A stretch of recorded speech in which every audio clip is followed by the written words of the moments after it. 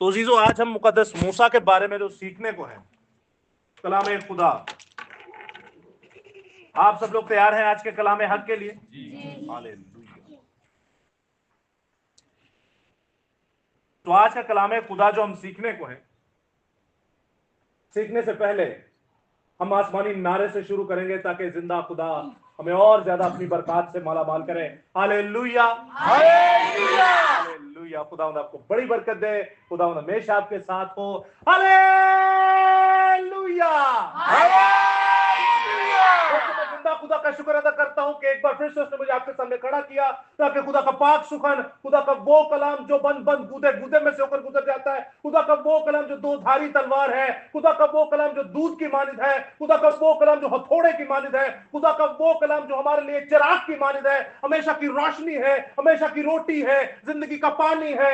आसमानी खुदा बाप, मैं तेरा शुक्र अदा करता हूं कि एक बार फिर से तूने मुझे अनायत फरमाया कि आज के तेरे कलाम है खुदा मैं तेरे बंदों के सामने, तेरे सूरमाओं के सामने पेश कर सकूं। ये वो कलाम है जो आसमानी खजाने की तरह है, जो हमारी जिंदगियों में आता है तो हमारी रूहों को बदलता है, हमारी नस्ल को बदलता है, हमारे डीएनए को बदलता है, हमारे खून को बदलता है, हमारे जिस्म को बदलता है, तो हमें जिस्मानी से आसमानी बना देता है, हमें निफसानी से जलाली बना देता है। सुबह चाहता हूं खुदा बाप के लिए, यीशु मसीहा के लिए, खुदा रूह कुदूस के लिए, खुदा की पाक शरीयत, खुदा के पाक फजल और तहरीरी खुदा बाइबल मुकद्दस के लिए एक बार जोरदार तालियां। हालेलुया।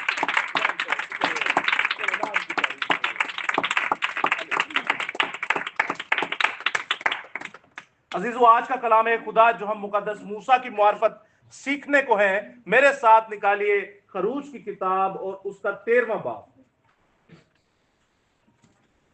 और उसकी पहली से दूसरी आयत। कोई भी भाई या बहन खड़े होके ऊंची आवाज में पढ़ सकता है ताकि हम सबों के लिए बाइस से बरकत का सबब हो। और खुदावन ने मूसा को फरमाया कि सब पलोटों को, यानी जो बनी इस्राइल में खवा इंसान हो, खवा हैवान, पलोटी के बच्चे हो, उनको मेरे लिए मुकद्दस ठहरा, क्योंकि वो मेरे हैं। हालेलुया। कलाम खुदा का पढ़ा, सुना, समझा और कबूल किया जाना हम सबों के लिए बाइस से बरकत का सबब हो। खुदा का शुक्र हो, आमीन। अजीजों, कितने हैं जिन्होंने ये आयत मुकद्दसा पहली बार सुनी हो? हाथ खड़ा करके जवाब दे सकते हैं। पहली बार सुनी हो, इसका मतलब है आप सारे ही जिंदा खुदा के लोग हैं, सबने ही सुनी हुई है। अच्छा, कितने हैं जिन्होंने आज पहली बार पढ़ी है? खुद सभी ने पढ़ी है।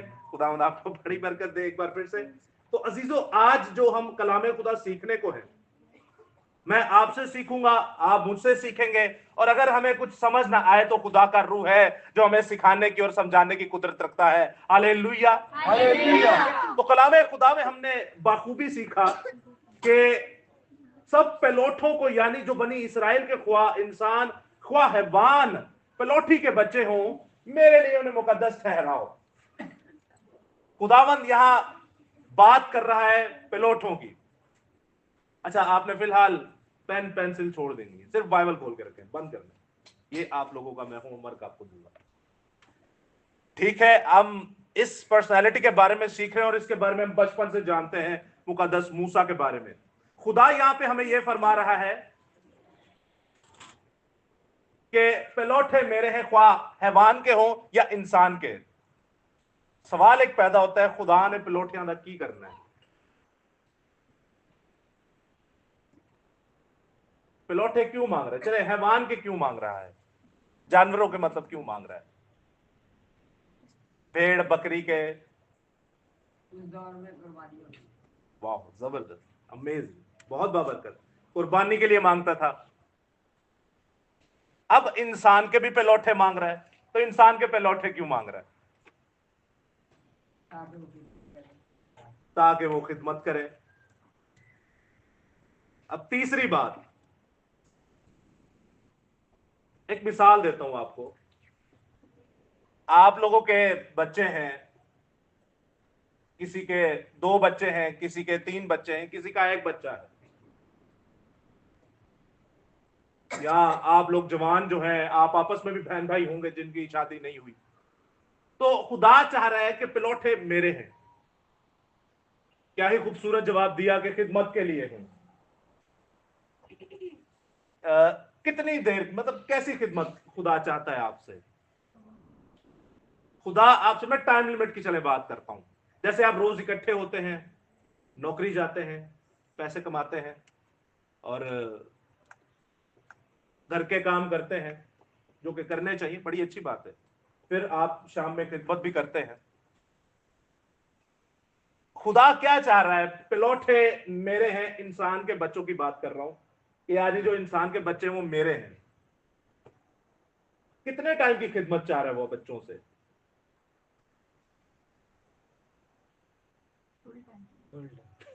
कितने टाइम की? Full time. ऐसे ही है, तो रोटी की तो कमाओगे। खुदा देगा, देगा कि नहीं? देगा। सिस्टर, आपके कितने बच्चे हैं? सारे पढ़ रहे हैं? पढ़े लिखे, नौकरी कर रहे हैं? कोई एक आपने 24 घंटे के लिए मखसूस किया हो? नहीं। ये सारी बात होती है चीजों कि लिखा है, हमने पढ़ा भी, और हमें ये बड़ी बात है, बहुत कम लोग इस भेद को समझते हैं। और मैं शुक्रगुजार हूं खुदा का कि खुदा ने आप लोगों में हमारी सीनियर बहन को रखा हुआ है जो चीज़ों को समझते हैं, वालिद साहब हैं जो चीज़ों को समझते हैं, विशाल भाई हैं। ये बड़ी पावरफुल चीज़ है भाई। देखें, खुदा ने हैवान का पलोठा लिया किस लिए? ज़िबा करने के लिए। हमेशा के लिए ले लिया ना? या उन्हें क्या आज 4 घंटे से 5 घंटे से 6 घंटे से 8 घंटे से बाकी होर काम कर। तमोथियस के खत में लिखा है, अगर फौजी जवान जंग में से घर पर आ जाए तो वो फिर फौजी नहीं रहता, क्योंकि वो दुनियादारी में पड़ चुका है। फौजी का एक ही काम है। दूसरी बात, खुदा कह रहे हैं कि जैसे मैं पलौठे हैवानों के मांग रहा हूं और मेरी कुर्बानी के लिए वो कुर्बान हो गए, आपके बच्चों के लिए भी कुर्बानी ही मांग रहा है। आपके बच्चों को भी कुर्बान होने के लिए कह रहा है। कैसे? जैसे इब्राहिम की तरह इसहाक को कुर्बान करना था, जैसे हन्ना की तरह उसने सैमुअल को कुर्बान किया। किस तरह की कुर्बानी चाह रहा है? दोनों मुकद्दस और पाक कुर्बानियां थी, खुदा ने मांगी। मतलब दोनों का एक ही निकलता है। एक जरा जिस्मानी थोड़ा फर्क है, एक काम जिस्मानी थोड़ा फर्क है। खुदा आपसे चाहता है अपने बच्चे को, इब्राहिम जो ईमानदारों का बाप है, और इसहाक वो जिसकी स्टंप लगी हुई है कि ये फिरदौस का वारिस है, फिरदौस का बेटा है, उस कुर्बानी की तरह आपको मांग रहा है कि जो वो मोरिया के पहाड़ पर गए और वहां पे उनको कुर्बान करना था, या मुकद्दसा हन्ना की तरह जो उन्होंने अपना बेटा सैमुअल कुर्बानी के लिए पेश किया। दोनों में से कौन सी कुर्बानी खुदा आपसे मांग रहा है? सैमुअल की तरह। सैमुअल 2-4 घंटे के लिए नहीं था खुदा के पास। कितने घंटे के लिए था? हमेशा के लिए। कितने साल में उसे छोड़ दिया था हमेशा के लिए? 3 साल। 3 साल था, उसके हाथ में भी मुलायम थे, कूले कूले। बिल्कुल, 3 साल का बच्चा 3 साल दूध चुराने के बाद उसे खुदा के हवाले कर दिया। उस कॉन्सेप्ट को हमारे जो रोमन कैथोलिक बहन भाई हैं, वो आपने देखा होगा, ऑल्टर बॉयज हैं, ऑल्टर गर्ल्स और ऑल्टर बॉयज हैं, वो उस तरह देते हैं। हालांकि मसीहत से इनका कोई लेना देना नहीं, बहुत दूरी है। आज खुदा ये चीज मांगते ही नहीं है। जब बच्चा 3 साल का है हम उसे डालते हैं स्कूल में, लेकिन हमारे दीन इस्लाम के बहन भाई अपने बच्चे को डालते मदरसे में, स्कूल नहीं पाते। कुरान शरीफ जो है वो उनको हिफ्ज करवाते हैं। हमारा खुदा हमसे मांग रहा है कि जब आपका बच्चा 3 साल का हो जाए तो वो मेरा है। मेरा कैसे है? कि ये फुल टाइम 24 घंटे मेरा खिदमत करे। अगर आपके 2 बच्चे हैं, अगर आपके 3 बच्चे हैं, अगर आपके 6 बच्चे हैं, आपका फर्ज है एक बच्चा खुदा को दे दे। आपसे बाप इब्राहिम की तरह वो कत्ल करवाने के लिए नहीं मांग रहा, कुर्बानी के लिए चढ़ाने के लिए नहीं मांग रहा। हालांकि अगर रूहानी मतन देखे तो वो बिल्कुल ठीक एक नबूवती कलाम था हमारे लिए। आखिर में ये जान मसीह ने हमें दी है, जानी भी इसी में चाहिए। हमारे कई नौजवान बहन भाई ऐसे हैं जो फिनाइल पी के मर गए। विशाल भाई जानते हैं, पहाड़गंज के बहुतेरे लोग जानते हैं। नौजवान 18-19 साल के सोने जवान कई पंखों से लटक के फौत हो गए। और ये आपको पता है 3 साल रेगुलर काम चला था ये हमारे इलाके के अंदर, एक फैशन सा बन गया था ये। 3-4 लड़कों ने इसी तरह किया। खुदा आपको जिसने जान दी है, वो जान भी आपसे वही मांग रहा है कि आप ये जान मुझे ही दें, मेरा काम करके दें। पलौठे वो कह रहा है मेरे हैं। पलौठे जो क्या है, कह रहा है मेरे हैं, मैं चाहता हूं 24 घंटे ये काम करें। हमारे बच्चे अक्सर देखा होगा, अपने स्कूल जाते हैं, कई वेच होंगे ने, थोड़े टेढ़े होंगे ने, वो कहते हैं मैं स्कूल नहीं जाना, वो पढ़ते ही नहीं है। ऐसे हैं कि नहीं? कई बच्चे आपने देखे होंगे पढ़ते, वो बहुत ही ज़हीन होते हैं, हम उनको कोर्सेज करवा के आगे, वो फिर अगे ही पता नहीं किधर निकल जाता। आज तक हमारा कोई ऐसा बच्चा पैदा ही नहीं हुआ जिसने क्या है, ना मैं स्कूल पढ़ना है, ना मैं नौकरी करनी है, मैं खुदा का काम करना है। समझ आ रही है बात को आपकी? पता है बच्चे ऐसे पैदा क्यों नहीं होते? क्योंकि उनके माँ बाप ही ऐसे नहीं है। तो जो माँ बाप के अंदर है तो वही तो बच्चों में जाएगा। बच्चों को हम पढ़ाते हैं, मैट्रिक कर ली, ओ अब इंटर करेगा, ये अब कोर्स करेगा, उसके बाद माल आएगा। कई बहनें मैंने ऐसी देखी मसीह, उनकी शादियां नहीं होती, करवाते ही नहीं है माँ बाप। पूछो ना, हाल है तो नौकरी लगी है, कर लन को 4 साल और। कई हमारी बच्चियां इतना पढ़ जाती हैं, फिर उन्होंने रिश्ते नहीं लाभते। आप देख रहे हैं हम किन जुस्तजुओं में पड़े हुए हैं, किन कामों में पड़े हुए हैं, हमारी सोच किधर को लगा दी है शैतान इब्लीस ने। ये काम तो रह ही गया। हमें आज पता ही नहीं कि हमें खुदा ने पैदा किस लिए किया है। हमें समझ नहीं है कि हमें खुदा ने किस लिए पैदा किया है। तो इसीलिए फिर हमारे ऊपर मुसीबतें भी ऐसी आती है। ਅਸੀਂ कहने हैं सानू आ मसला हो गया, साडे ना ए मुसीबत हो गई, साडे ना ए बीमारी हो गई, साडे ना ए तंगी हो गई, साडी औलाद जड़ी वो सही नहीं, साडे ना ए मुसीबत आए दिन कोई ना कोई आ जाती है, कोई ना कोई साडे ते तंगी आ जाती है, पैसे लो हद तंग है, कभी कोई चोरी हो गई, कभी कोई डकैती होगी, कभी मतलब मसले मसाइल आए जा रहे हैं। हम सारा कुछ पकड़ के शैतान पे डाल देते हैं। कभी सोचे वो खुदा आपके साथ कर रहा होता है? कभी ये भी सोचे किस लिए कर रहा है? क्योंकि आप उसका काम नहीं कर रहे, वो आपको समझा रहा है। पता हमें पता क्यों नहीं चलता? क्योंकि हमने कभी खुदा को जाना ही नहीं। हम इसको पढ़ेंगे तो हमें पता चलेगा ना कि ये जो हमें मार पड़ रही है, हमें मार कौन रहा है। सिर्फ मसीह घर में पैदा होने से या अपने आप को मसीह कह देने से अजीजों हम मसीह नहीं हो जाते। खुदा आपसे चाहता है कि एक बच्चा मुझे चाहिए 24 घंटे के लिए, जो मेरा काम करे। आपने उसको कोई काम नहीं करवाना, तुहानू कोई मकैन का दुकाना नहीं पा देना, जो नहीं पड़ता ओनू किसे काम से तुहां नहीं लाना है, मेरा काम करेगा। ये क्या करेगा? आपको नहीं लगता उसके इफ्स खुदा आपको रोटी देगा? कौम बनी इसराइल 40 साल तो उन्होंने तो कुछ कमाया ही नहीं था, तो खुदा उनको भी देता था कि नहीं? तो आपको नहीं लगता ये एक बच्चा अगर हम खुदा के लिए इफ्स दे देते, इफ्स ही दे देते, उसकी खिदमत करे, तो आप देखिए। और मांग कौन से रहा है? वो पिलौठे। कौन से मांग रहा है? पिलौठे क्यों मांगता है? छोटे ले लेता, पिलौठे क्यों मांगता है? आगे उसके देखा देखी उसके छोटे भाई भी है, उसकी संगत में रहे। संगत में रहे, जबरदस्त हो गया, वेरी गुड। और कोई? पिलौठे ही क्यों मांगता है? पहला फल ही क्यों मांग रहा है? हो सकता है निशान ठहराया, क्योंकि यीशु भी पिलौठा था, यीशु का यीशु निशान। मसीह भी पिलौठे थे। चले हम जिस बंदे के बारे में आज सीखने गए, मुकद्दस मूसा, इनका एक भाई था हारून और एक बहन थी मरियम। ये भी पिलौठे थे। मूसा ऐसे ही है। कौन पिलौठा? हारून। और कोई? कौन था पिलौठा? मुकद्दस मूसा या हारून? हारून कैसे था? 3 साल बड़ा ही, जबरदस्त हो गया। तो हम तो पिलौठों की बात कर रहे हैं, तो चुन तो छोटे को लिया, मूसा को। ये क्या हो गया? पिलौठा कहते ने सब तो वड्डा होए, ते मूसा ही सब तो छोटा अपने भैन भरावां चो। उनमें पिलौठी लड़की थी मरियम।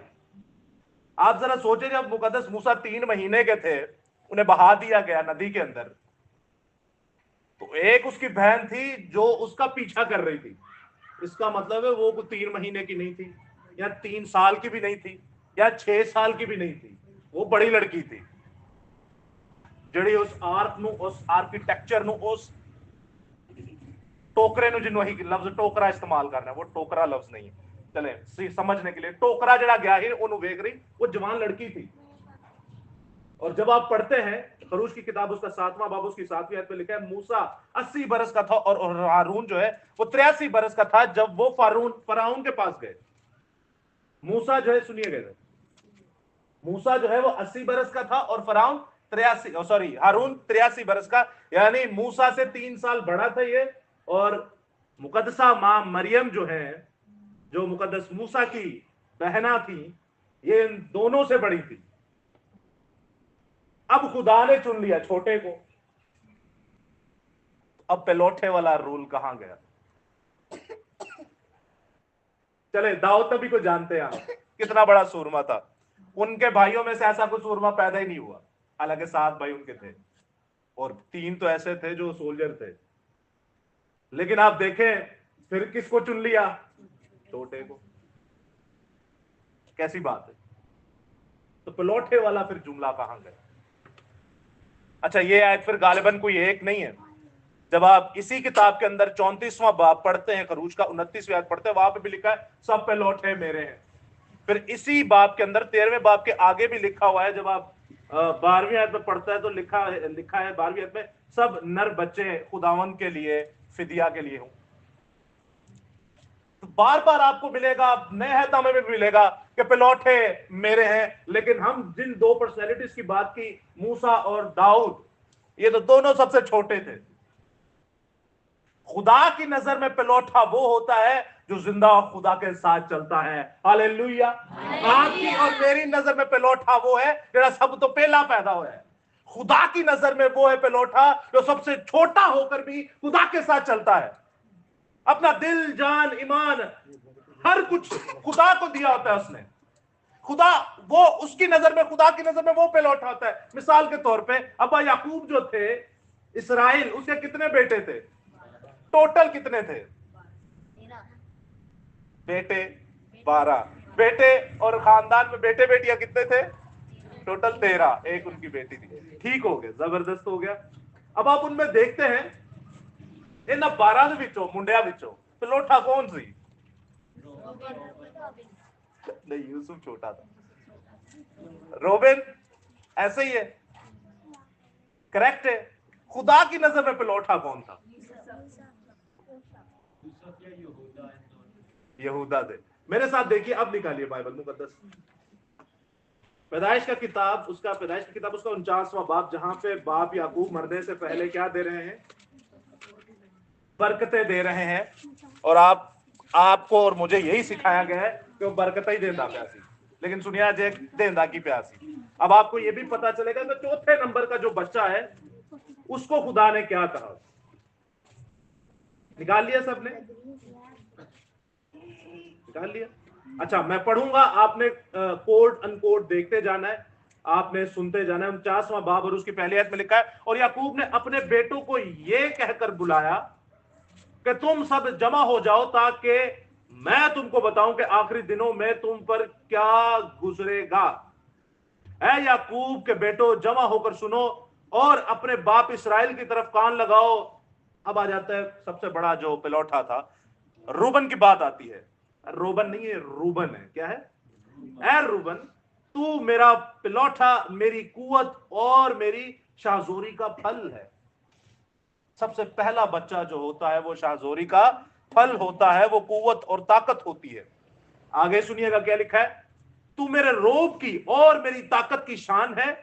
तू पानी की तरह बेसबात है। बेसबात कहते हैं बेमर्जी, यानी कि कोई मर्जी नहीं है। पानी जहां दिल करता है उसका जाता है, यानी कि तेरे ऊपर इख्तियार नहीं है, इसलिए तुझे फजीलत नहीं मिलेगी। फजीलत मीन्स के बुजुर्गी, अहमियत, इज्जत, बड़ा दर्जा, बर्तरी, फौकियत तुझे नहीं मिलेगी। आगे क्या लिखा है, क्योंकि तू अपने बाप के बिस्तर पर चढ़ा, तूने उसे नजिस किया। रूबन मेरे बिछौने पर चढ़ गया। यहां तक वजह बता दी क्यों फजीलत नहीं मिलेगी। दूसरे नंबर पे जो आते हैं 2 भाई, शमाउन और लावी, यहां पर लिखा है भाई भाई हैं, उनकी तलवारें जुल्म के हथियार हैं। ऐ मेरी जान, उनके मशवरा में शरीक ना हो। ऐ मेरी बुजुर्गी, उनकी मजलिस में शामिल ना हो, क्योंकि उन्होंने अपने गजब उन्होंने अपने गजब में एक मर्द को कत्ल किया। क्या उन दोनों ने एक मर्द को कत्ल किया था? पूरे शहर पूरे पिंड में कत्ल कर छड़े। कितने जने ने? दो लोगों ने। अच्छा, यहां पे अगर दूसरा फैक्टर आप देखते हैं जो आजकल आप फिल्मों में देखते हैं, मिसाल के तौर पे इंडियन फिल्मों में बहुत ज्यादा होता है, जैसे मशहूर फिल्में अभी आई हैं कुछ हथलो गारत वाली, KGF हो गया, बाहुबली हो गया, और भी जो बच्चे हमारी फिल्में देखते हैं इस तरह की, एक ही बंदा सबनु वड्डी आता है, तो हम उसे बड़ा अच्छा समझते हैं कि चलो मारन ते छेले ही रहे ना।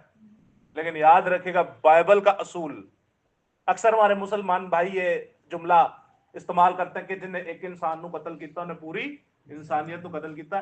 ये असूल बाइबल मुकद्दस का है, और वो कह रहा है कि एक मर्द को कत्ल किया, इन्होंने एक मर्द को कत्ल नहीं किया, इन्हें पूरा शहर ही कत्ल कर चढ़िया सी, दो जनिया ने। सोचे कैसे जाबिर लोग थे। लेकिन खुदा कह रहा है एक, यहां पर खुदा आपको यह बता रहा है एक मर्द होए या पूरा पिंड क्यों ना होए, तू एक बंदे भी मारे तो पूरी इंसानियत भी कत्ल किया है। तो ये जुमला हमें खुदा देता है, और आगे लिखा है और अपनी खुदराई से बैलों की कूंचे काटी, और आगे लिखा है लानत उनके गजब पर, क्योंकि वो तुंद था। तुंद कहते हैं बदमिजाज को, तुंद कहते हैं गजबनाक को। क्या गजबनाक इन्हां दा जड़ा है ना, एक जहन सी, सोच सी, इन्हां दा एक्ट सी। और आगे लिखा है और उनके कहर पर क्योंकि वो सख्त था, मैं उन्हें याकूब से अलग अलग और इस्राएल में परागंदा कर दूंगा। यहूदा चौथे नंबर का बेटा था, रूबन भी फारिग, शमौन भी फारिग, लावी भी फारिग। अब चौथे नंबर पे आ जाएं, जो है मुकद्दस यहूदा, जिनके बारे में लिखा है ऐ यहूदा तेरे भाई तेरी मदह करेंगे, आपको बहुत ज्यादा प्रेज करेंगे, आपकी मदह करेंगे। आगे लिखा है तेरा हाथ तेरे दुश्मनों की गर्दन पर होगा, तेरे बाप की औलाद तेरे आगे सरनगू होगी। यहूदा शेर बब्बर का बच्चा है, ऐ मेरे बेटे तू शिकार मारकर चल दिया है। वो शेर बब्बर बल्कि शेरनी की तरह दबक कर बैठ गया है, कौन उसे छेड़ेगा। यहूदा की सल्तनत नहीं छूटेगी और ना उसकी नस्ल से हुकूमत का आसा मौकूफ होगा जब तक के शिलवा ना आए। शिलवा कहते हैं मसाया को। आगे लिखा है और कौमें उनकी मती होंगी, वो अपना जवान गधा अंगूर के दरख्त से। आप लोग हमारे बहुत सारे बहन भाई गांव में भी रहे हैं, अंगूर का दरख्त आज तक वेख्या किसी ने? क्या होती है? बिल्कुल सही कह रहे हैं आप, अंगूर की क्या होती है? तो बाइबल तो दरख्त कह रही है। इस पूरी कायनात के अंदर एक ही जगह है जहां पर आप जाएंगे तो आपको अंगूर के दरख्त मिलेंगे, और वो है कौम बनी इसराइल, जहां पे बेल नहीं होंगी बल्कि की होंगे ने। अगर आप उसकी अंदर इंटरनल सर्च करेंगे वो होते बेल ही है, लेकिन वो बेल इतनी वसी होती है कि आप उसको देख के बोलेंगे है दरख्त, और वो दरख्त की तरह मजबूत होती है, और दरख्त की तरह ही उसकी हजारों साल पुरानी उम्र होती है। आपको पता है दरख्तों की उम्र इस कायनात में, जानदारों में सबसे ज्यादा उम्र इनकी है, सबसे ज्यादा उम्र इनकी है। जानदार क्या क्या है? चौपाहे, हैवानात, हशरात, कीड़े मकोड़े, नबातात, पौधे वगैरह, आसमानी परिंदे, समंदर की मछलियां। सबसे ज्यादा उम्र किसकी है? दरख्तों की। ये सारी चीजें जानदार हैं। क्या जमीन जिस पे आप खड़े हुए ये जानदार है? जमीन जानदार है कि नहीं? जानदार है कैसे?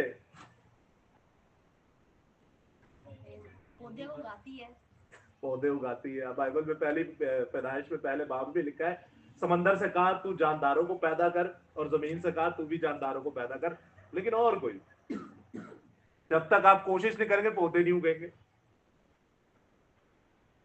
लेकिन वो खुदा की कुदरत इकोसिस्टम है, उससे बिना आपके कुछ किए भी उग जाते हैं। याद रखिएगा इस कायनात में खुदा ने जो भी चीज बनाई है सभी जानदार है। मिसाल के तौर पर खुदा ने कहा कि दिन का हाकिम कौन होगा जी आसमान पर, जो रोशनी देता है और रात का हाकिम कौन होगा? कदी चंद दिन विच वेख्या ते सूरज रात ਨੂੰ ਵੇਖਿਆ? गल ਮੰਨਦਾ है कि नहीं? मानता है कि नहीं? नहीं, गल मानता है कि नहीं? मैं जमीन को जब कहा कि ऐ 3000 ने मेरी बड़ी बख्तोई की है, कौम बनी इसराइल की बात हो रही बियाबान में, तो खुदा ने कहा जरा खुल जा, जमीन खुली कि नहीं? 3000 बीच में मर सड़ गए कि नहीं? पूरी कायनात खुदा ने बनाई है, जो वो खुदा की मदद करती है और खुदा की आवाज को सुनती है और वो रिप्लाई भी देती है। तो यहां पर जब आप देखते हैं खुदा ने हर एक चीज बनाई और दरख्त बनाए, अंगूर का हकीकी दरख्त, और आगे लिखा है 11वीं आयत के दूसरे हिस्से में, और अपनी गधी का बच्चा आला दर्जा के अंगूर के दरख्त के साथ बांधा करेगा, वो अपना लिबास मैं में और अपनी पोशाक आबे अंगूर में धोया करेगा, उसकी आंखें मैं के सबब से लाल होंगी और उसके दांत दूध की वजह से सफेद। ये आपको बरकत दिखाने का मतलब, कभी खुदावंद ने चाहे इसको डीपली बरकत इसकी समझेंगे, सिर्फ आपको बताने का मकसद यह है कि पहला जो पिलौठा है, फिर दूसरा, फिर तीसरा, तीनों को कुछ नहीं मिला, चौथे को खुदा ने चुना, जिसमें कोई एक भी नेगेटिविटी नहीं है, बल्कि सारी ही बरकत है। और वो बरकत आज आपको नजर आ रही है। इन्हें गुने पूरी दुनिया उन पे चलती है। लास्ट टाइम हमने जब सीखा था बागेदन का, तो नेशनल मिनरल वाटर का जिक्र किया था, हालांकि उसका बाइबल से कोई लेना देना नहीं। तुझे बांधो ये थे, बहुत बुरा हो जाएगा, क्योंकि आपकी जमीन के कई मुमालिक ऐसे हैं जिनके नीचे तेल है, सिर्फ पानी नहीं है, वो ये पीते हैं। बाग एदन से ही निकलेगा ऐसा दरिया जिससे दुनिया शराब होती है। तो खैर, इन चीजों को समझिए। खुदा जब पहलौठा चुनता है तो वो हमारी नजर से नहीं चुनता। हमारी नजर में यह है कि जरा पहला पैदा होया वो पहलौठा है। खुदा की नजर में यह है, अगर ये सबसे छोटा भी है और मेरे साथ चल रहा है तो ये पहलौठा है। हालेलुया। अब यहां तक आप जान चुके कि खुदा जो है वो पहलौठा किसे मानता है, किसे जानता है। अच्छा, बीच में आपका कोई सवाल हो तो वो भी आप पूछ सकते हैं, कोई चीज समझ ना आए तो आप पूछ सकते हैं। यहां तक क्लियर है कि छोटा हो या बड़ा हो, जो खुदा के साथ चलता हो वो ही उसका पहलौठा है, क्योंकि वो उसका काम कर रहा है। ऐसे ही है। अब आप लोगों पे ये मैं आयत खुदावंद के फजल से और मुकद्दस मूसा को सामने रखते हुए आपसे बात करना चाह रहा हूं कि आप में से कितने हैं, इधर सुनिए, आप में से कितने हैं ऐसे, डायरीज बंद कर दे, ये बाइबल भी बंद कर दे, खेल दे, बाइबल बंद कर दो, इधर सुनिए बस।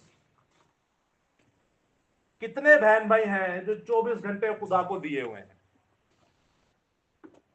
चले, जो बच्चे पढ़ रहे हैं स्कूल में, अच्छी बात है, पढ़ रहे हैं, लेकिन पढ़ने के बाद कौन कौन है जो चाहता है कि मैं खुदा के साथ ही चलना है, मैं और कोई काम नहीं करना? मैं आपके सामने एक जिंदा मिसाल हूं, मैं कोई काम नहीं करता, खुदा मेरे घर भी आटा पाता है, रोटी देता है, चौल देता है, जो आप खाते मैं वो खाता हूं। अच्छा, ये मैंने टेस्ट करना तो एक अजीब सी बात होती है। मैंने अपने आप से एक वादा किया था, मैंने कहा खुदावंद मैं एक साल फिर से देखता हूं तुझे। मैंने वो पहले भी कई साल देखे हुए हैं, फिर से आपका बाप है, करे बात उससे। आपका खुदा आपको घर बैठे सब कुछ देता है, आपको इतना देता है, इतना देता है कि आपकी तो जरूरत पूरी हो गई, आप अगले की भी जरूरत पूरी करेंगे। आपकी अपनी तो जरूरत पूरी होगी, आप अगले की भी पूरी होंगे, लेकिन आपको उसका काम करना पड़ेगा। ऐसे कि मैं कार जाते हथ धर के बह रहा है खुदा मैनू खुआएगा, नहीं खुआता। हर चीज का एक रूल रेगुलेशन है, आपको उसका काम, और ये काम वो नहीं कि हम जबरदस्ती करें, डर से करें या कुछ प्रॉफिट कमाने के लिए करें। ये काम मोहब्बत से लेना देना है, ये तर्स के साथ इसका बड़ा ताल्लुक है। आपका अपना सगा भाई अगर बचा हुआ है तो आपके ऊपर तर्स का, दूसरे ऊपर भी, दूसरे बंदे के ऊपर भी आपके ऊपर ये असूल लागू होता है कि मुझे दूसरे का भी तर्स करना चाहिए, फिर तीसरे का, फिर चौथे का। जो आता है नहीं आता उसकी मर्जी। हमारी पूरी पूरी कोशिश होती है कि हम इसके साथ ऐसे जिंदगी गुजारें कि जैसे हम अपने सगे भाई के साथ गुजार रहे हैं। तर्स का जरूरी, बहुत जरूरी है, इल्म है। और अगर आप साथ में जवान हैं और ड्यूटी कर रहे हैं, जैसे हमारे हारिस भाई हैं, शहजाद भाई हैं, विशाल भाई हैं, आप लोग ड्यूटीज कर रहे हैं, तो मैं आपसे एक बात कहता चलूं, आप पर डबल जिम्मेदारी हो जाती है। एक तो आप ड्यूटी भी कर रहे हैं, ऊपर से आपको रूह बचाने का भी काम दिया गया है। अब रूह कैसे बचानी है वो आपके ऊपर खुदा ने छोड़ा हुआ है, जैसे भी बचानी है बचाएं। जरूरी नहीं आप यहां पे पुरपट पे आके बचाएं, आप ड्यूटीज पे होते हैं, आप घर पे होते हैं, आप इलाके में होते हैं, आप रिश्तेदारों में होते हैं, बहुत सारी फील्ड हैं। और याद रखिएगा इस कलामे खुदा पे मैं हर बार ये कहता हूं, इसके अलावा और हमारा कोई मददगार नहीं है। हमारे माँ बाप एक दिन चले जाएंगे हमें छोड़ के, हमारे बहन भाई एक दिन चले जाएंगे हमें छोड़ के, लेकिन ये है जिसके बारे में लिखा है कि मैं आज और कल और अब तक हमेशा तुम्हारे, मैं तुम्हें कभी यतीम ना छोड़ूंगा, मैं तुम्हें कभी यतीम ना छोड़ूंगा। अब एक और सवाल छोटा सा, यहां तक क्लियर है? कोई ऐसी बात तो नहीं जो समझ में ना आई हो? कोशिश करना है आगे चल के भी आप इतनी स्टडीज कर लें, इतनी स्टडीज कर लें कि आपको नौकरी की जरूरत ना पड़े। आप 24 घंटे, वो कोई इकलौता तो नहीं ना त्याडे जो कोई ਤੁਹਾਡੇ ਵਿੱਚ जिन्ने बैठे कोई इकलौता तो नहीं, इकलौता मतलब कोई एक की तो नहीं मां प्यो दा, ज्यादा है ना। तो टेंशन ना ले, नौकरियां वो कर लेंगे। आप अपने मां बाप को बोलिएगा भाई मैं आ ही काम करना है, मेनू तू होर काम नहीं कराना, ऐसी नहीं टैसी, लड़ना है लड़ पाओ, छोटी उम्र चपेड़ा ही खाओगे, अच्छी गल है मसीली चपेड़ा भी खा लै। रट्टा लाओ ना, जो खिलौने की दुकान से जाते क्रिसमस गुजरिया ना, गए हो 25 दिसंबर 24 दिसंबर 20 दिसंबर या महीना पहले ही गए हो, किन्ने रट्टे पाए उन्होंने, किन्ने कुछ ठुड्डे खाधे उन्होंने मां प्यो को, खाते हो कि नहीं? तो मसीह ये दिखाए ना, कहेगा मैंने ये काम करना, मैंने कुछ भी नहीं करना। ਤੁਹਾਡੇ ਘਰ ਵਾਲਾ कहना ਕਿਹੜਾ पादरी बच्चों को जाके खराब क्या करता है। करे मसीह के लिए, करे ये काम, मसीह के लिए बगावत करें, कुछ नहीं होता।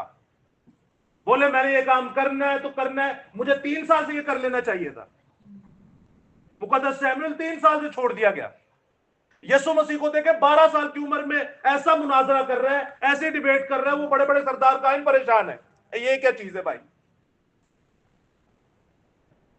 हम लोगों ने तो नकम्मापन किया ही किया, आप तो ना करें।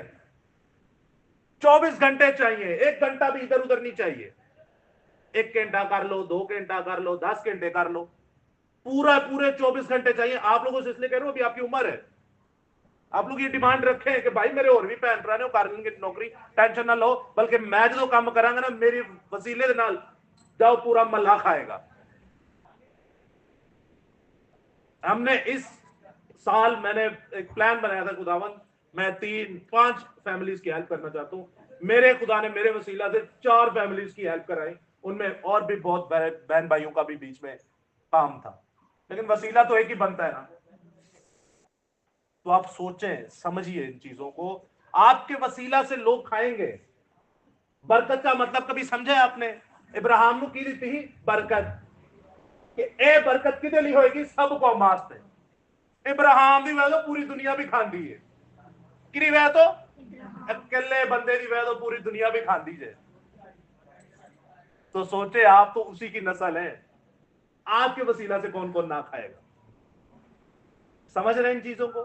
24 घंटे आपके चाहिए, आप लोगों की उम्र है इसलिए तू ना बना रटा पाली। आप खाली बच्चों की बात कर रहा हूं, आप दबा के कलाम पढ़े, आप दबा के कलाम को पढ़े। आपको नहीं समझ आता, विशाल भाई हैं, हम लोग हैं, इस सिलसिले को हम आगे जारी रखेंगे। मूसा छोटा बच्चा था, पानी से निकाला था। अब आ जाते हैं अपने मेन टॉपिक पर। मूसा ने, ये खरूज की किताब किसने लिखी है? मूसा ने। इस्तिश्ना की किताब किसने लिखी है? सलातिन की किताब किसने रखी है? कौन कौन सी है? अच्छा, एक वो मैंने सलातिन की पूछी, बच्ची बता रही है यस्सु। बच्ची के लिए एक बार जोरदार ताली है। रूहानी तौर पर तो सारी यस्सु ने लिखी है, वो खुद भी है, लेकिन याद रखिएगा अजीजों, खुदा अपने लोगों से भी काम करवाता है। बड़ी खूबसूरत बात है, इनका जिगरा देखे कि वो जवाब दे रही है, कितनी बड़ी बात है। 5 किताबें जो छोटू ने बताई, क्या ही खूबसूरत बात है। मुकद्दस मूसा पढ़िया लिखिया सी या अनपढ़ सी? पढ़िया लिखिया सी, अनपढ़ सी या जाहिल सी?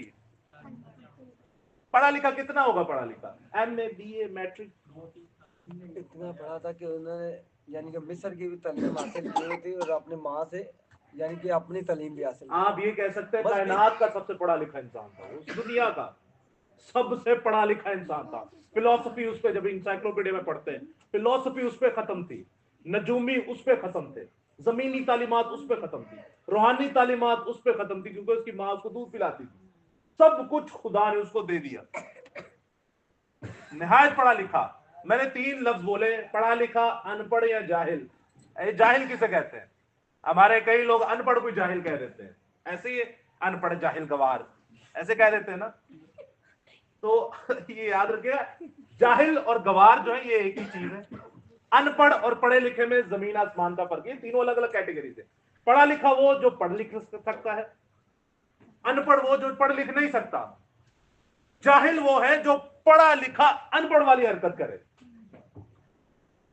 अब कुछ समझ आ रहा है? मैं एक मिसाल देता हूं छोटी सी। खुदा के कई ऐसे मुकद्दसीन हैं जिनको पढ़ने नहीं था आता, तो सारे फकी फरीसी जो थे वो परेशान होते थे, इन्होंने पढ़ने नहीं आता, ये कहां से सीख लिया इन्होंने। तो साथ वाले बताते हैं मोटा मार के, यसू दे नाल सी, किदे नाल सी, यसू दे नाल होए थे वो, फिर आप ही पढ़ा पढ़ू देता। समझ रहे हैं? अनपढ़ थे वो, लेकिन खुदा के साथ चलते थे। पढ़ा लिखा ब्लेसिंग है, अनपढ़ भी ब्लेसिंग है। आपकी जो मर्सिडीज गाड़ी है, और आप मर्सिडीज नाम सुना है ना, इनका जो ऑनर था ये भी अनपढ़ था। और भी ऐसी कई चीजें मैं आपको बता सकता हूं, ये जिस्मानी बात कर रहा हूं, ये अनपढ़ थे लेकिन खुदा के साथ चलते थे। आप सोच सकते हैं, जाहिल वो इंसान होता है, गवार वो इंसान है जो पढ़ा लिखा है लेकिन हरकत वो अनपढ़ वाली करता है। समझ आइए आपको? मैं आपको आसान तरीके से समझाता हूं। ये बाइबल मुकद्दस हर रोज कितनी बार, कौन कौन है जो हर रोज पहले बात को पढ़ता है? 24 घंटे में डेली बिला नागा रोटी खाना भूल जाओ, पानी पीना भूल जाओ, पर बाइबल पढ़नी है। जरा कोशिश कर रहा है तो हाथ खड़ा कर ले सिस्टर। तो बाकी कोई भी नहीं पढ़ता रोज। वैसे आपने 24 घंटे बोला ना, हाथ तभी नीचे हो। मैं 24 घंटे में एक बार 5 मिनट पढ़ लेते हूँ, 10 मिनट पढ़ लेते हूँ। वो मैं ये नहीं कर रहा कि 24 घंटे ही पढ़ते रहो, 24 घंटे में कम से कम एक बार 5 मिनट ही खोल के वेल लेते हो। अब जाहिल का मतलब पता क्या है? एक बंदा पढ़ा लिखा है और वो ये पढ़ाई वाला काम नहीं कर रहा, तो वो जाहिल है। आपको पता है यिर्मयाह 10 बाब में लिखा हुआ है कि मेरे लोग जाहिल हैं। क्या है लोग? मेरे लोग जाहिल हैं। इन्हू ऐ नहीं पता रोटी की है, पानी की है, इन्हू आ पता आ रोटी है ते इत्थों ही पानी पीना है। इनको ये नहीं पता जिंदगी की रोटी क्या है, जिंदगी का पानी क्या है। अरे अपने आप को भूल जाओ लेकिन इसको पढ़ना नहीं भूलो। 5 मिनट, पांच एक आयत ही पढ़ ले बंदा, नागा नहीं करो। मुझे 7 साल 8 साल हो गए मसीहत में आए हुए, मुझे नहीं कोई दिन याद कि मैंने इसको कभी एक दिन भी पढ़ाओ ना पढ़ाओ। अच्छा, ना पढ़ना पता की है, जब आप बड़े ही थक गए तो 10 मिनट ही पढ़ लो भाई, अखा बंद ची पढ़ लो, खोल लोगे अकल लेते अखा खोल जाएंगी आपकी। पढ़े ना इसको, जरूरी थोड़ी घंटों घंटों पढ़ना है आपको, दुनियावी और भी काम होते हैं, लेकिन खिदमत 24 घंटे चाहिए, खिदमत की, और कोई कॉम्प्रोमाइज नहीं। और जो पढ़े लिखे वाले काम नहीं करता वो जाहिल है, वो गवार है।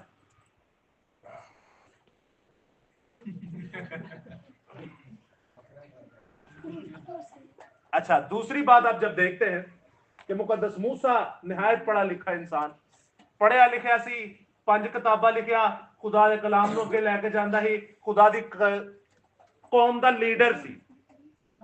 आज आप और हम भी तो पढ़े लिखे हैं, इधर सुनिए, हम भी आप भी तो पढ़े लिखे हैं। असा किनिया कोई किताबां लिख छड़ियां, आप और हम भी पढ़े लिखे हैं। ठंड लग रही बेटा? ਮੈਨੂੰ भी बहुत लग रही है। मैं कार ਦੇ ਚੱਕਰਾਂ ਚ ਕੁਝ ਲੈ ਕੇ ਵੀ नहीं आया, ना टोपा लै गया, ना कोट लै गया, ना थल्ले पजामा पाया। चले खैर, लेकिन आया फिर मैं बाइक पे, तो ऐसा भी होता है। तो वापस आप कार में गए। तेनू बाइक पे भाग। अच्छा, अब आप देखें कि वो पढ़ा लिखा इंसान है, उसने खुदा के कलाम को भी लिखा, खुदा की कौम को भी लेके चला। मीन्स के आसान लफ्जों में उसने रूहों को बचाया। आप सब यहाँ पे जो ये ग्रुप है पढ़े लिखे हैं ना, मैट्रिक किया हुआ है, अच्छा पढ़ना तो होता है ना, पढ़ लेते हैं। ये वाला ग्रुप भी सारे पढ़े लिखे हैं, उर्दू पढ़ लेते हैं। केड़ा जड़ा नहीं पढ़े जिन्हें उर्दू नहीं आती, मगर पढ़े लिखे हैं। वो बैटरी किया है कितना की था 8 वाला भी पढ़ लेता है, कोई इसमें वो तो नहीं है। नहीं आता तो विशाल बच्चे को पढ़ाओ, तो जिम्मेदारी पा लिया। इधर भी ग्रुप जो है पढ़े, स्कूल गए, उर्दू आती है। अब आप सोचें कि मूसा अपनी कौम को कलाम सुखा के सुना के बचा रहा है, आप और मैं क्या कर रहे हैं? सोचे, मसीही मसीही में भी फर्क होता है। इधर सुनिए क्या कह रहे हैं, इधर क्या है। तो आप जरा समझें इन चीजों को कि वो भी तो पढ़ा लिखा था, हम भी पढ़े लिखे हैं, तो फिर मतलब है साढ़े दो में कोई तो है जाहिल और नकम्मा और गवार है और वसी है। हम फिर मसीह नहीं हो सकते। सीटी नहीं बजाओ, केड़ा बजा बेटा, इधर आइए। तो जब आप देख रहे हैं इन सारी चीजों को कि नहायत पढ़ा लिखा इंसान कितने अरसे का था जब इन्हें पानी में बहा दिया गया? 3 महीने। क्यों बहाया गया था? अच्छा, ये मैं सवाल आपसे इसलिए पूछा हूं, संडे स्कूल में बचपन से सीखते आ रहे हैं मूसा के बारे में। अभी ये पीछे वाली रो जो है वो जवाब देगी। जी शरीफ भाई।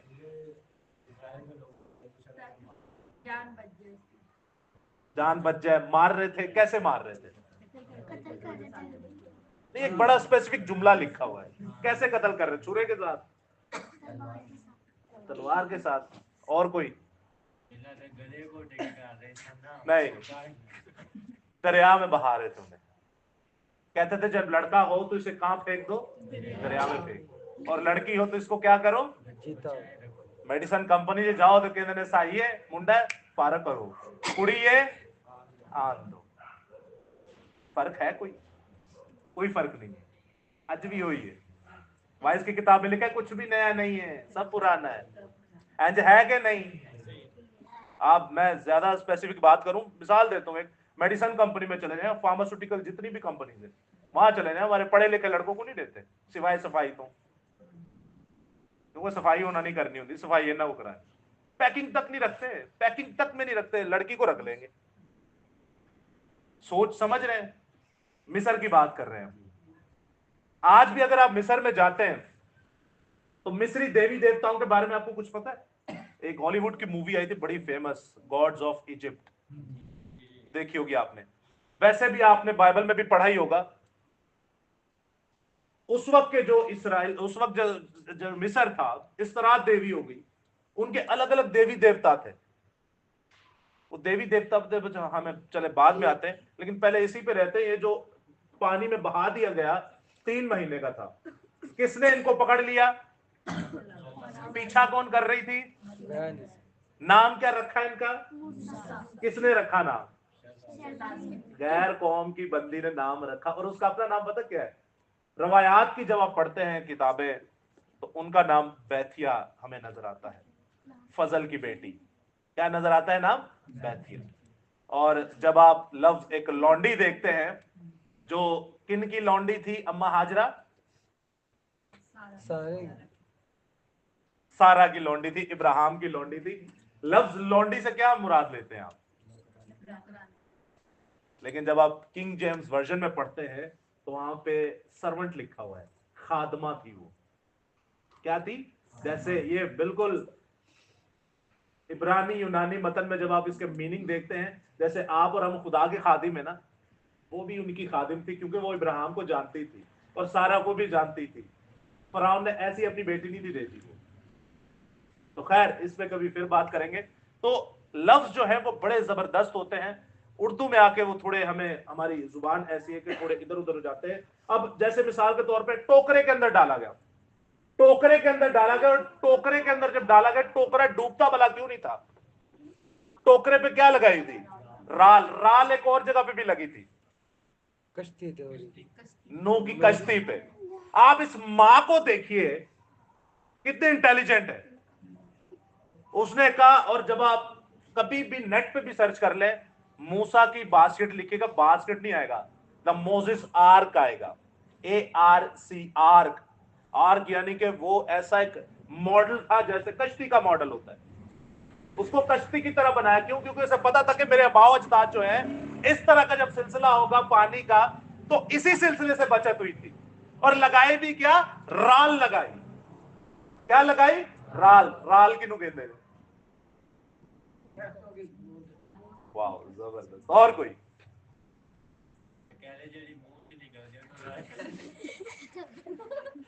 तकद्दुस पमाल बन। और कोई? राल। राल जो है वो हमें दरख्तों से भी मिलती है, जिसे आप आम जुबान में गोंद कहते हैं, लेकिन जब आप इसका बड़ा मॉडर्न, उस वक्त का जमाना आज के जमाने से ज्यादा मॉडर्न था, जब आप इसको और ज्यादा मजबूती की शक्ल में लाते हैं, आजकल जरा तुसी रोड़ाते डामर नहीं वेंदे पे लोक जिन्हों कहते हैं, ये उससे भी ज्यादा मजबूत था। पानी आर पार हो नहीं सकता। सिर्फ आपके 10 मिनट लूंगा। इधर छोटू, इधर ऊपर आ जा। इधर आ। नहीं नहीं, 1 मिनट, इधर आ जा, ऊपर बैठ जाओ। वॉशरूम तो नहीं जाना? थोड़ी परेशानी। आप जब देखते हैं राल लगाई गई, तो खुदा ने कश्ती में बाप आदम को रखा। आदम को रखा था, नूह को रखा था। नूह के साथ साथ उनके कितने बहन भाई थे? बेटे और बहू थे। कितने थे वो? 6 लोग थे। एक नूह खुद था और एक उनकी बीवी थी। टोटल 8 लोग थे। अब जब 8 लोग थे, खुदा ने ही कहा उनको बनाने के लिए, राल लगाने के लिए, चिकनी मट्टी लगाने के लिए। सारा स्ट्रक्चर जो था खुदा ने कहा बनाने के लिए। उसको सेफ कैसे रखना है वो भी खुदा ने कहा करने के लिए। और जब आप अम्मा को देखते हैं, मुकद्दस मूसा की मां को, तो उन्होंने भी सारा यही सिलसिला किया, क्योंकि वो नूह ने कश्ती तो बनाई थी, लेकिन खुदा के कहने पर बनाई थी। आप देखते हैं जब वो कश्ती बना ली गई, तो कैसा कायनात के अंदर वो तूफान था। ऐसा तूफान था कि आसमान के दरीचे भी खुल गए और जमीन ने भी अपना मुंह खोल दिया, और ऐसा पानी पानी हो गया था। पानी ही पानी था सिर्फ। कैसे बच सकती है ऐसी कश्ती? पता कैसे बच सकती है? जिंदा खुदा ने खुद अपने हाथ के साथ उसका दरवाजा बंद किया। और यहां पर खुदा का कलाम पूरा होता है कि मेरे बंद किए को कोई खोल नहीं सकता, मैं खुद ही इसको खोलूंगा। अब कायनात की कोई चीज इसे खोल नहीं सकती। अब जब आप मसीह के कहे ऊपर चलते हैं, मसीह के कहे ऊपर आपका खानदान चलता है, आपकी नस्ल चलती है, आपका तमाम मालो दौलत, चाहे उस वक्त वो चौपाहों की शक्ल में था, जानवरों की शक्ल में था, आज आपकी कमाई की शक्ल में है, वो सब कुछ अगर खुदा की मर्जी से चलता है तो वो सेफ है। उसको कोई टच नहीं कर सकता। वो इनविजिबल है, वो अनटचेबल है, वो स्टॉपेबल है, अनस्टॉपेबल, उसे कोई रोक नहीं सकता। आप इसी तरह देखते हैं मुकद्दस मूसा की अम्मा ने जो ये काम किया, आर्क बनाया, उसे राल से लेप दिया ताकि इस बच्चे को कोई आंच ना आने पाए। तो अजीजों, कभी आंच नहीं आएगी, क्योंकि जहां पर खुदा का कलाम है वहां पर आपको कोई भी टच नहीं कर सकता। खुदा के कलाम में लिखा कि तेरी दाहिनी तरफ कितने होंगे? तेरी दाहिनी तरफ 1000 और तेरी बाईं तरफ 10,000, लेकिन मरी तुझे टच भी ना कर पाएगी। कोरोना तुझे कुछ भी नहीं कह पाएगा, बीमारी तुझे कुछ भी नहीं कह पाएगी, कोई वबा तेरे साथ नहीं आ सकेगी, क्योंकि तूने खुदा के कलाम पर अमल करके ये सारा काम किया। जब राल को लगाया, तो आपको पता है, जब गहराई के अंदर इब्रानी मतन में जब देखते हैं तो इसका मतलब है ढांपना। क्या मतलब है? ढांपना। और जब इसको आप और ज्यादा मफहूम में जाते हैं तो इसका मतलब है फजल। क्या मतलब है? फजल। मुकद्दस मूसा पर फजल हुआ कि उसको ढांप दिया गया। और एक नहायत ही खूबसूरत ज़बूर हम गाते, ज़बूर 32, और धन्य जिस दे बख्शे गए सब गुनाह। और आगे वाले जुमला क्या है? उसके कोताहियां ढांप दी गई। मुबारक है वो जिसके गुनाह ढांप दिए गए। खुदा नूह और उसकी नस्ल को भी ढांपता है, मुकद्दस मूसा और उसको भी ढांपता है। तो ये फजल के बदौलत खुदावन जो है उन्हें क्या करता है? सरफराज, सरबुलंद। और आज मैं और आप उनका नाम लेते हैं, कयामत तक उनका नाम लिया जाएगा, और आसमान पर भी आज तक लिया जाता है नाम। किसकी वजह से? उसकी मां के अंदर खुदा का कलाम था। उसकी मां को पता था कि नूह कैसे बचा, उसकी नस्ल कैसे बची, क्योंकि उन्होंने जो चीज बनाई थी वो खुदा ने उनको कही थी। उसकी बहन को देखेंगे कैसे वो नहर के साथ साथ चल रही थी, नदी के साथ साथ चल रही थी, कितनी अकल होगी उसके अंदर। फौरन जब उनके हाथ में तो कहती है ठीक है इसको संभालना ना, से मैं एक औरत का इंतजाम करने, और वो अपनी मां ही हो रही। क्या समझते हैं आप? कितने चालाक लोग थे ये, कितने सेंसेबल लोग थे, कितने होशियार लोग थे। आपको और मुझे भी तो यीशु कहता है कि सांपों की मानित क्या बनो? होशियार बनो। दश्ती हैवानात में से कायनात में और कोई भी चालाक नहीं है सिवाय सांप के। खुदा आपको और मुझे कहता है कि आप भी होशियार बने। चलाकियां सिर्फ दुनियावी कम्मा च नहीं होंदियां, रूहानी कामों में भी तो चलाकियां आनी चाहिए। कौन सी रूह कैसे किस तरह बचानी है यह भी तो आपको पता होना चाहिए। आपको मैं एक बात बताता हूं, एक और मजे की। खुदावन के कलाम में लिखा, बच्चों को मेरे पास आने दो, इन्हें मना ना करो क्योंकि आसमान की बादशाही ऐसो ही के। आप जब बच्चों की मदद करना शुरू हो जाते हैं, बच्चों को अपने दिए में से देना शुरू हो जाते हैं, आपका कोई काम रुक ही नहीं सकता, क्योंकि आप फिर दोस्त के वारिस को पाल रहे हैं जिसका डायरेक्ट ताल्लुक खुदा से है। तो कौन रोक सकता है उसे?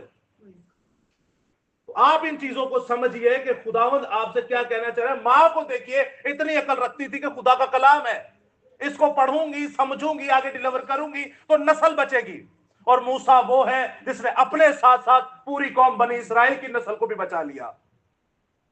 सिर्फ उसकी मां की होशियारी से वो कलाम को समझती थी, और उसकी बेटी की होशियारी देखे वो भी कलाम को समझती थी। और क्या आज हमारी माएं और बहनें कलाम सीखती या सिखाती हैं? कैसे चलेगा ये सब? कैसे हमारे घर बाबरकत होंगे?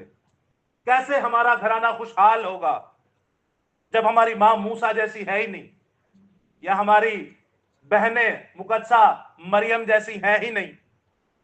कैसे चलेगा? खाली आपका काम करना ही नहीं, खुदा खानदानों के खानदान मांगता है। कोई चले ना चले वो उसकी मर्जी, लेकिन क्या हमने कभी कोशिश की कि जैसे हम खुदा के साथ चले हैं, हमने अपने मां और बहनों के साथ इस तरह चलने का वादा किया हो या उनके साथ चले हों? अब आप देखिए, आखिरी बात आपसे करने को हूं कि दूसरे बाब के अंदर जब आप देखते हैं तो बच्चों को कत्ल किया जा रहा था। कहां पर? नदियों के अंदर, पानी के अंदर डाल के। और मुकद्दस मूसा को जब झाड़ी में नजर आता है खुदा, पहाड़ कौन सा था वो? तीसरे बाब में जब आप देखते हैं, कौन सा? मोरिया। विशाल भाई के लिए जोरदार ताली। पूरब का पहाड़ था, कौन सा? सलवासर भाई के लिए भी जोरदार ताली। मोरिया का पहाड़ था, कौन सा? कुछ समझ में आ रहा है? दोनों के लिए तालियां बजवा दी। बजाइए यार। पहले इसका नाम मोरिया होगा, फिर हुरब, ऐसे एक होगा। आपने कटी पहाड़ी और पहाड़गंज में देखा फर्क कितना है? कई लोग कटी पहाड़ी को पहाड़गंज समझते हैं और कई लोग पहाड़गंज को कटी पहाड़ी समझते हैं। डिसलवा और पहाड़गंज का देखा कोई फर्क है? कोई फर्क नहीं है, वो एक ही इलाका है। ये एक ही पहाड़ था। आप समझ ले, इस तरह आसान लफ्जों में समझा रहा हूं, कभी गहराई में यूनानी या इब्रानी की बात करेंगे तो बाद में। एक ही पहाड़ सी और पहाड़ का एक हिस्सा है ਉਹਨੂੰ हुरब क्या जानते थे, एक हिस्सा ਉਹਨੂੰ मूरिया क्या पहाड़ हो, एक ही सी वो मूरिया दी पहाड़ सी। ठीक है, तो जब वो उस पहाड़ पर जाता है तो वहां पर जब आप देखते हैं तो एक झाड़ी छल रही होती है लेकिन वो बसर नहीं होती। वो कौन था झाड़ी के अंदर जो मुकद्दस मूसा को नजर आया? वो कौन था? जी, आखिरी बात आपको आपसे करने को 5 मिनट सिर्फ लूंगा। अभी जरा अपनी बाइबलें खोल लें। अब आपने सबने बताना है जी, वो झाड़ी के अंदर जो मुकद्दस मूसा को नजर आया वो कौन था? यीशु मसीह। और कोई? रूह। और कोई? जी पीछे जी, वकार कुछ बता रहे क्या? खुदा था जी। आप फरिश्ता कह के मुखातिब हुआ है इधर, फरिश्ता कह के। अब आप जब देखते हैं तीसरे बाब और उसकी दूसरी आयत को, पहला ही लफ्ज क्या लिखा हुआ है?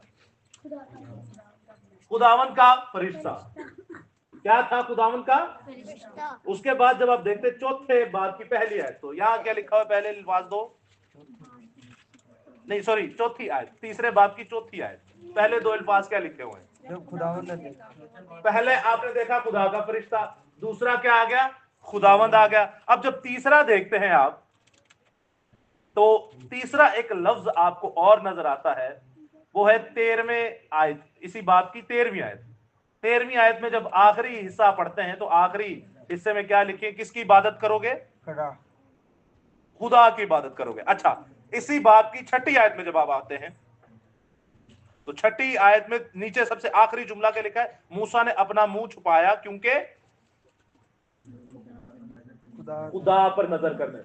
झाड़ी के अंदर आपको खुदा का फरिश्ता नजर आ रहा है, खुदावन नजर आ रहा है और खुदा नजर आ रहा है। झाड़ी के अंदर आपको खुदा का फरिश्ता नजर आ रहा है, खुदावन नजर आ रहा है और खुदा नजर आ रहा है। अब सवाल यह है कौन था वो? बाइबल में तो खुदा उनका फरिश्ता लिखा हुआ है। हाँ, खुदा भी लिखा हुआ है लेकिन फरिश्ता भी तो लिखा हुआ है।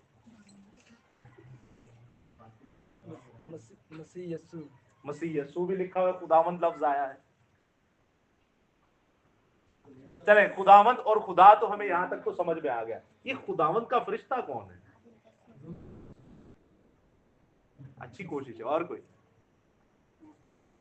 आपको पता है एक कुश्ती हुई थी अब्बा याकूब के साथ, इस्राएल के साथ, वो कौन था? वहां पे क्या लिखा हुआ है? क्या बात। अजीजों याद रखिएगा, खुदा में यह पूरी कुदरत है कि वो कुछ भी जाहिर होकर आपके सामने ज़हूर परीज हो जाए, कोई भी शक्ल और सूरत लेकर आपके सामने जाहिर हो जाए। इंसान खुदा नहीं हो सकता, खुदा इंसान बन सकता है।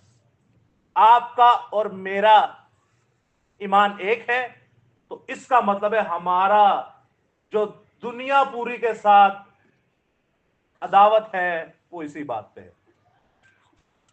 वो चाहे खुदा उनका फरिश्ता हो। 49 बाब में जब आप देखते तो वो है खुदा उनके फरिश्ते ने तेरी औलादों को बरकत दी। वो फरिश्ता कैसे बरकत दे सकता है? और भी बहुत सारी चीजें हैं जहां पर खुदा उनका फरिश्ता आपको लफ्ज नजर आए, आप उसकी कैरेक्टरिस्टिक्स देखें क्या कर रहा है वो। जहां पर लफ्ज खुदावन नजर आए और जहां पर लफ्ज खुदा नजर आए, तो यहां पर आपको यहोवे एलोहिम खुदा बाप ही नजर आ रहा है, यहां पे आपको यसु अल मसीहा ही नजर आ रहा है, यहां पर आपको खुदा रूहुल कुदुस ही नजर आ रहा है। अगर झाड़ी के अंदर कोई फरिश्ते नुमा चीज बोल रही है, कोई ऐसी कोई जिस्मानी चीज जो आपको नजर आ रही है, तो वो सिर्फ जिस्म ही हो सकता है। और अगर ऐसी चीज जो सिर्फ भस्म हो रही है और वो नजर नहीं आ रही, आवाज आ रही है, तो वह रूह हो सकती है। और यहां पे आपको दोनों चीजें खुदा दिखा रहा है, यहां बाप भी है और यहां पर बेटा भी है। झाड़ी के अंदर वो जल रहा है। क्यों जल रहा है? मसीह के दुखों की निशानदेही। मसीह के दुखों की निशानदेही। और कोई? जल रहा है, साड़ी झाड़ी सड़ रही है, भस्म ही नहीं हो रही, खत्म ही नहीं हो रही, सड़ती जा रही है। ये अपने आप ही एक मौजज़ा है। पूरे का पूरा जंगल साड़ देते कुछ घंटे फारग हो जाता है या कुछ दिनों में। ये वो देख रहा है झाड़ी, अब उसको पता था ये कौन है, वो इसीलिए सरनगू हो गया और खौफ भी किया, उसने डरा भी। अब आप से सोचिए कि वो जल रही है, खुदा ने उसको झाड़ी के अंदर सड़ते हुए क्यों कलाम किया? यहाँ पे खुदा खुद था, यानी कि खुदा बनी इस्राएल कौम के लिए परेशान। ऐसे भी गुस्से में किस वजह से गुस्सा था भाई? तेरे पे? फिर किस पे? उस वक्त तो कौम बनी इस्राएल के पास कोई ऐसा कुछ था ही नहीं, बस वो 400 साल से क्या थी? असीरी में थी। अभी ये तो फर्स्ट इनकाउंटर था जी, फराउन पे गुस्सा था। और कोई? अजीजों आप सभी ने, आप दुख की हालत में तीनों ने बड़ा खूबसूरत जवाब दिया। अब आप याद रखिएगा, आप और मैं खुदा के बेटे बेटियां हैं कि नहीं? हैं कि नहीं? सुनिएगा अब गौर से। खरूज 4 बाब उसकी 22 आयत में लिखा है, तू नहीं, सुनिएगा इधर, बाइबल बंद कर दें। खरूज 4 बाब उसकी 22 आयत में लिखा है, तू फराउन से कहना कि खुदावंद यूं फरमाता है कि इस्राएल मेरा बेटा बल्कि पलौठा है। इस्राएल मेरा बेटा बल्कि पलौठा है। साढ़े कोई बच्चे नू पलौठा या बेटे नू को मारे थे की करने हैं? आता है गुस्सा के नहीं? ये कितने साल से मार रहे थे इसराइलियों को? लिखा हुआ, हाँ सही कह रहे। नहीं नहीं, कितने साल की असीरी थी? वाह जबरदस्त। 400 साल तक उन्हें मार रहे थे। ये उजरत बढ़ा दी गई, टैक्स लगा दिया गया, और कुछ नहीं तो ना देखा। आज भी आप बर्मा में जब देखते हैं, जिसे म्यांमार अब कहते हैं, उन्होंने दीन इस्लाम के बहन भाइयों की नस्लकुशी करना शुरू कर दी, उन्हें मारना शुरू कर दिया। क्यों? क्योंकि वो खुद तो बुत परस्त है। उन्हें वेखे नदी दिला दी बड़ी हुंदी पई है, ये तो हमारे ऊपर ही चढ़ दौड़ेंगे। यही था उस वक्त सारा, नस्लकुशी करना शुरू कर दी, मारना शुरू हो गए। आज म्यांमार जो है वो अमन के सिलसिले में दुनिया के सबसे आखिरी हिस्से में आता है। उसको जो वर्ल्ड ऑर्गेनाइजेशन, हेल्थ ऑर्गेनाइजेशन है, यूएनओ ने जो उसको रैंक किया सबसे नीचे है, क्योंकि वहां पे इस्लाम का कत्ले आम किया गया, मसीहियों को कत्ले आम किया गया। क्यों? क्योंकि उनको ये डर है, मुल्क छोटा से, हमारी तादाद थोड़ी है और ये जो है इतने सारे हैं। यही सिलसिला उस वक्त हो रहा था, खुदा के लोगों को मारे जा रहा है, मारे ही जा रहे हैं, मारे ही जा रहे हैं, तकलीफों में रखा है, वो रो रहे हैं, पिट रहे हैं, मातम कर रहे हैं। खुदा ने जाके मूसा से कहा कि मूसा देख, अगर मेरे लोग वहां मर रहे हैं, अगर मातम कर रहे हैं, अगर परेशान है, अगर तंगी में है, तकलीफ है, तो मैं भी यहां पे वो खुश नहीं बैठा हुआ। वो जो बच्चों को दरिया में फेंक फेंक के मार रहे, वो बच्चे मेरे ही तो हैं, उनको मैं ही तो पैदा कर रहा हूं, वो मेरे ही बच्चे हैं। खुदा उसे बता रहा है कि देख, अगर वो मर रहे हैं तो मैं भी इधर घुट घुट के मर रहा हूं। जा और जाके मेरे लोगों के क्या कर, कलामे खुदा उन्हें बता, और उन्हें बता मैं जो उसको हूं, मैं हूं। अजीजों, आज क्या आप और मैं अपने पड़ोस में या अपने घरों में या अपने इर्द गिर्द ऐसी रूहों को देखते जो खुदा को नहीं जानती? हमने कभी उनको खुदा का कलाम सिखाया या सुनाया या समझाने की कोशिश की? आपका हमारा खुदा पल पल मरता है, रोता है, तंगी और तकलीफ में होता है जब उसकी नस्ल नीचे मर रही होती है। आज आपको और हमें उसने अपना एम्बेसडर खड़ा किया, आपको और हमें अपना एलची खड़ा किया, आपको और हमें अपना मावन खड़ा किया कि मेरी जगह पर ये है, ये काम करेंगे। लेकिन क्या हम वो काम कर रहे हैं? खुदा रो रहा है, परेशान है। क्यों? क्योंकि हम ठंडे पड़ चुके हैं। जनवरी का महीना है, ग्रिगोरियन कैलेंडर के हिसाब से नया साल है, तो इस नए साल से अपने आप से कुछ वादा तो करें। क्या गुजर की पूरी जिंदगी, मौत मैं आपको बताऊं कभी भी आ जाएगी, कुछ पता नहीं चलेगा। हमारे बच्चे हैं, हमारी बहनें हैं, हमारी माएँ हैं, कुछ अनमैरिड हैं, अपने माँ बाप का वो वाहिद आसरा है, कल को मर गए तो आप कुछ कर सकते हैं मरने के बाद? तो जीते जी कुछ कर जाए। मरने के बाद कुछ कर सकते हैं तो जीते जी कुछ कर ले। क्या करना है आपको? इस कलामे खुदा को पढ़ना है, इसे दिल में उतारना है, इसे रूहानी आंखों से सीखना है और इसको आगे सिखाना है, वरना आपका और मेरा खुदा आज भी जल रहा है। कैसे? इब्रानियों के खत में लिखा है कि जब तुम जानबूझ के गुनाह करते हो तो तुम मुझे एलानिया जलील और मसलूब करते हो। यहूदियों और रोमियों को तो सलीब पे वो मुआफ कर गया, आप और मैं उसके कटहरे में खड़े हुए हैं। अगर हम नहीं पढ़ते बाइबल, कलामे खुदा को नहीं पढ़ते, तो अजीजों आपके और मेरे लिए एक परेशानी की ये बात है, आपकी और मेरी नस्ल के लिए एक परेशानी की बात है। मूसा बनिए, फिरौन ना बनिए। क्या बनिए? मूसा बनिए, जो अपनी नस्ल को, अपनी कौम को खुदा के साथ लेकर चलने वाले हो। सो खुदा आपके साथ हो, खुदा आपको बड़ी बरकत दे, खुदा हमेशा आपको अपनी पनाह में रखे और खुदा अपने जाल जलाल के साथ आपको हमेशा अपनी बरकत से